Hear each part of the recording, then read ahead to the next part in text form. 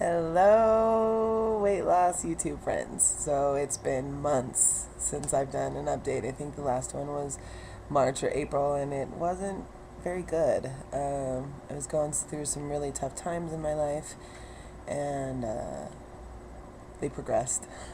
Yeah, they progressed really, really fast, actually. So I'll start out with a weight loss update. If everybody remembers, I started out at 268 in October 2009, like I just showed on my little picture update. Um, and it is now September, towards the end of September, God, I don't even know today's date. September 24th, 2010. And I am currently at 172 pounds. So that's like 96 pounds lost in about 8 months. Um, Despite myself, I'll tell you, there's been some times right now. I'll start off with this. I was in a car accident on October 7th, and it left me with two broken feet. And so I've been in a wheelchair for the last 2 months. I am now starting to walk in my walker more, which is cool because they told me in the beginning that I was laid up 3 months, no weight on either foot. Um, so one of my biggest fears was that I would gain weight, and by a miraculous miracle, I don't even know how, I've still managed to lose over 10 pounds since the accident. And I expected to only maintain my weight if I worked hard. Um, I mean, not much concentrating on my food choices since I can't exercise.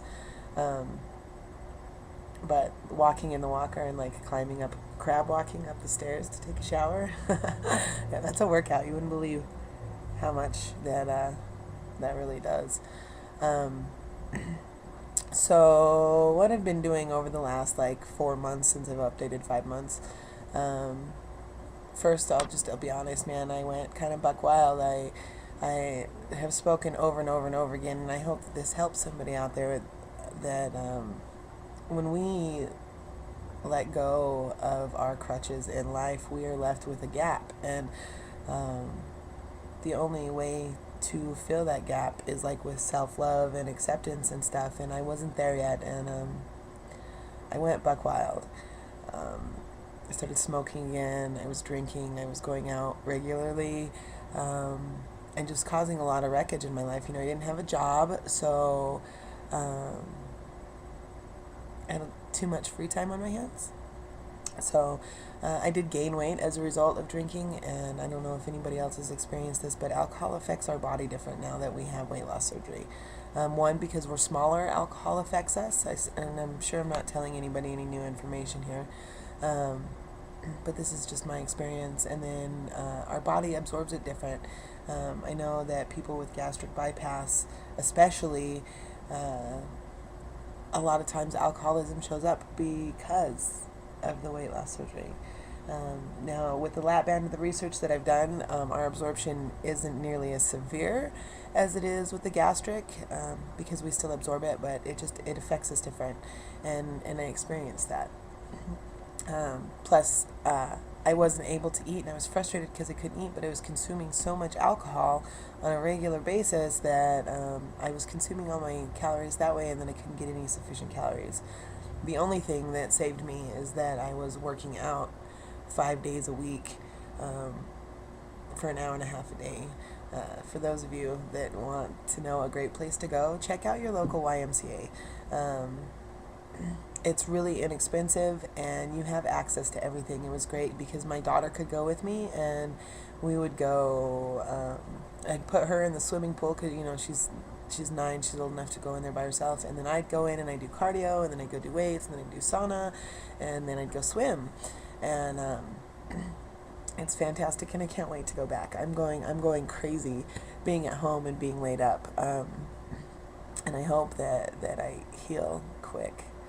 So, and I actually am. I'm about a month ahead of what they expected me to be. I have 5 weeks left in my right boot. See, they're sexy. Woo, woo, woo, sexy boots. I'm painting the bottoms red so they can be my Jimmy Choos. um, so, and then I have another 9 to 12 weeks in the left foot. Um, and I can't wait. It's you don't understand powerlessness until you're completely independent on other people. And um, you know, going over my posts, something that I say a lot is that I'm on the go constantly, and I've been stopped dead in my tracks, and it's given me an opportunity to refocus and reevaluate what my wants and needs and desires are. So, and I've just come too far in my progress to just stop because I can't get a grip on my coping mechanisms. So I've embraced some things in my life to help me with that, and I am sober again. I'm still smoking, but I find that I'm just gonna say this is terrible, but like I find like if I eat too much and I get that stuck feeling, like if I smoke a cigarette I feel better. Like it makes it go away. I'm not recommending it for everybody. Okay, it's just what works for me. So anyway, I wanted to get back to doing this because this was such a useful tool for me in the beginning. When I was learning about the weight loss before I had the surgery, being able to go in and see people have progress and see people's lives change and see the things that worked for them. And I want to be able to give that back to people. It's a gift. It's a gift for sure. So let's see, my food choices, over the last 2 months, especially the first month, one of the reasons why I was so amazed that I continued to lose weight is because I needed comfort food. It's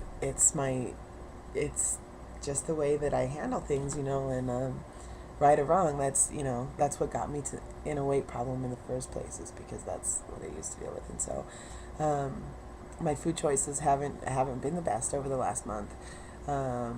I have had carrot cake, but what I did is I justified it by like not eating dinner that night. I'm like, okay, if I'm gonna have a slice of 600 calorie carrot cake, then I probably shouldn't eat dinner, and tomorrow I better get back on track. I have incorporated red meats back into my diet. I'm a fan of red meat, and it does fill me up, and they're really high in protein. I'm healthy now, and it's a good thing that this accident happened when it did. Had it happened when I was 268 pounds, my healing process would have been completely different. But because I'm active normally and I'm in good shape, and I'd stand up and show you, but I can't. I look fantastic, and I feel good, every once in a while I look down at my body and I see things, and there's days that I still feel like I weigh 260 pounds, like I can't, especially not being able to look in the mirror and not being able to get on the scale regularly.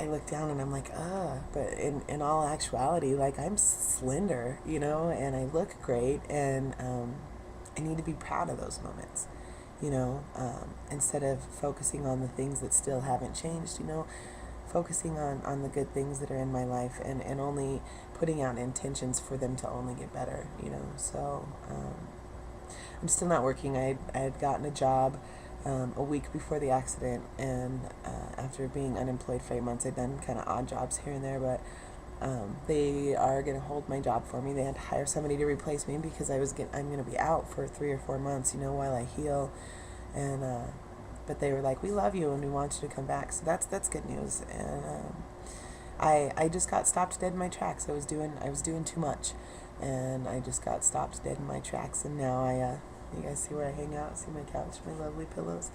This is what I do.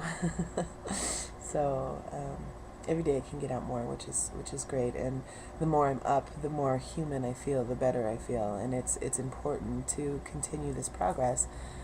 To feel good about myself, regardless of the situation. Just know that I've done a lot of hard work, and as you guys know this, we need to be proud of the accomplishments that we've made, and they'll carry us through when we're struggling, when the scale's not moving, or when we know we're making bad choices with food or otherwise. It's a crazy thing that I was overweight, obese for over 10 years, and I struggled with my weight my whole entire life. And So to be this new person, and especially in such a short amount of time,